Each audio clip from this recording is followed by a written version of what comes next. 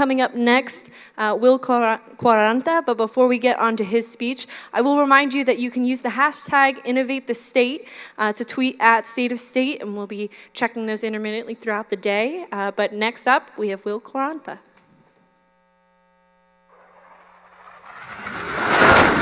My name is Will Quaranta. I'm a senior from Bedford Village, New York, majoring in enterprise risk management and minoring in economics. I was last year's 2016 Interfraternity Council President, and in 2015 the Vice President for Recruitment. By living in the Highlands area and downtown Borough of State College, I've realized how critical the relationships between the long-term residents and the students are, and I think it's very important to the well-being of the Penn State community.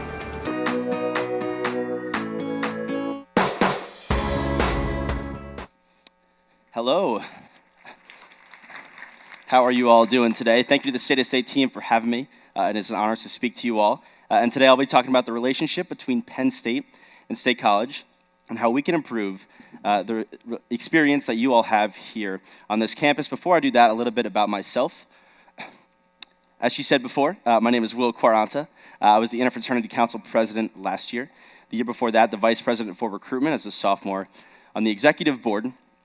And for those of you that don't know, the Interfraternity Council is the governing body of the fraternities here at Penn State, spanning 46 organizations, about 3,500 students, actually making it the largest fraternity community in the nation. So unlike some of the other speakers up here, and I'm sure like many of you all in the audience, I didn't grow up as a Nittany Lion. I didn't bleed blue and white, and I'm not from an hour outside of Philadelphia, but somehow I still ended up here at Penn State. And for me, I actually didn't see the campus until new student orientation. I didn't even visit until after I accepted my admissions offer, so it was somewhat blind how I came here. And a similar story applies as to how I joined a fraternity.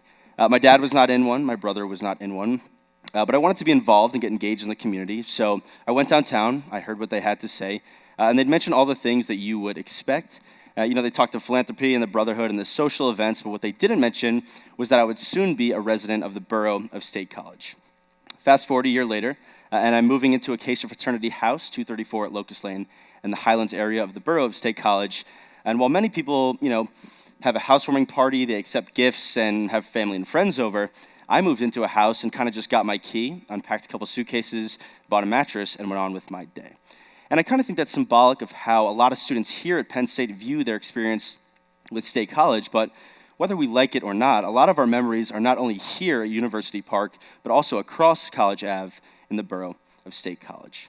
And I'll say that, I've enjoyed living here for the most part, but there are a handful of challenges, and those handful of challenges come from the melting pot that is State College. It's the long-term residents and the students and the challenges that come from it, and there are three that I've identified for you all today. The first of which is the constant change. Humans are creatures of habit, but here in State College, we get very little consistency when it comes to the population. We also have, a borough council here in State College that is, proven to be a little bit more favorable to the long-term residents, but you'll hear about that in a separate speech today. And we also have two lifestyles between the students and the long-term residents that obviously are not perfectly aligned. So the constant change. As I said before, the student turnover here in State College is obvious. Undergraduate students are here for 4 years, maybe 5 years. Law students 3 years, MBA students 2 years. And I think even more importantly than that is every year about 25% of the undergraduate population leaves and graduates, and that happens to be your most experienced and your oldest students.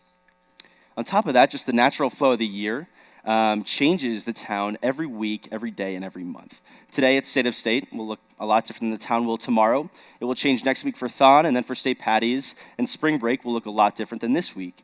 Summer session, those summer months there look a lot different than the spring and the fall semester.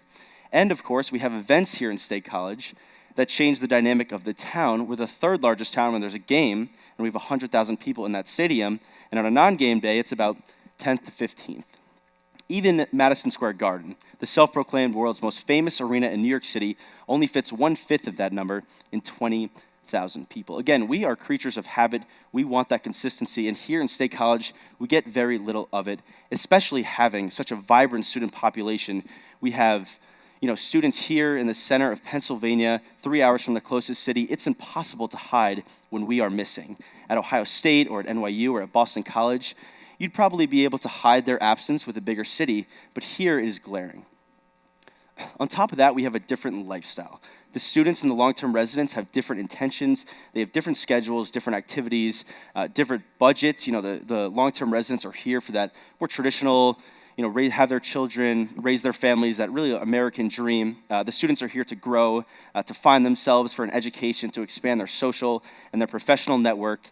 And those lifestyles are not always aligned, especially here when we have students that are, not just any students, but it's really one of the most vibrant student populations, whether it's the largest fraternity community, the largest student-run philanthropy, one of the largest homecoming organizations, and a world-renowned student football team.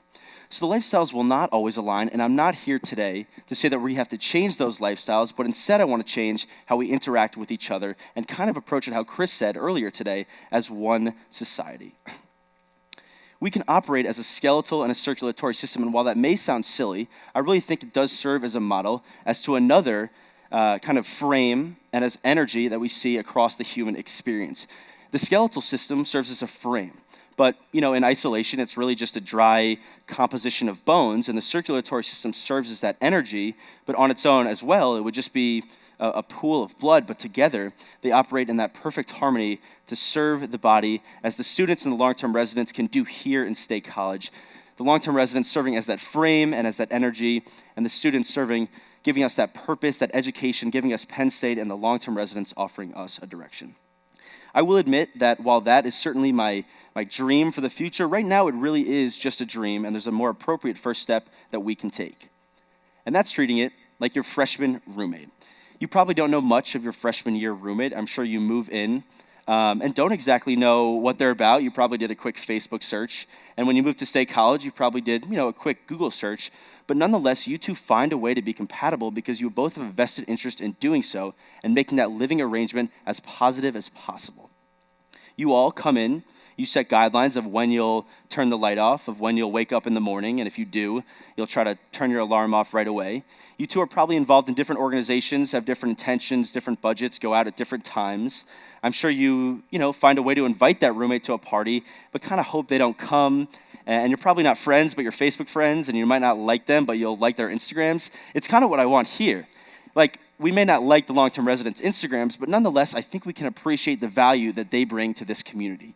We understand that they have really, a long-term commitment to this neighborhood and that they'll be here longer than any individual student, but we as students understand that we make this university possible and that we as students may only be here for 4 years. A student will be here longer than any individual resident. Again, we here in State College have to find a way to make our existence together more peaceful because as Madeline said, we'll need buy-in from everyone. And as Chris said, this really has to be one society. It has to be one place in Nittany Valley. A lot of the trouble about these things is really just showing up. It's showing up on election day to the polls. It's showing up here at State of State. But here's the problem. Those of you that have showed up, your work has only just begun. Because next time, you need to bring a friend, and the time after that, bring 2 friends, because the burden of civic engagement and the burden of being involved are on those of us who are already involved, not on those of us that aren't here. Penn State has 6 core values. I'm sure you all know them, one of which is community, and we here do a great job of community on University Park. We take pride in that, but now it's time we take it across College Ave to the borough of State College. Thank you very much for having me. It was an incredible honor. Enjoy the rest of the conference. Thank you.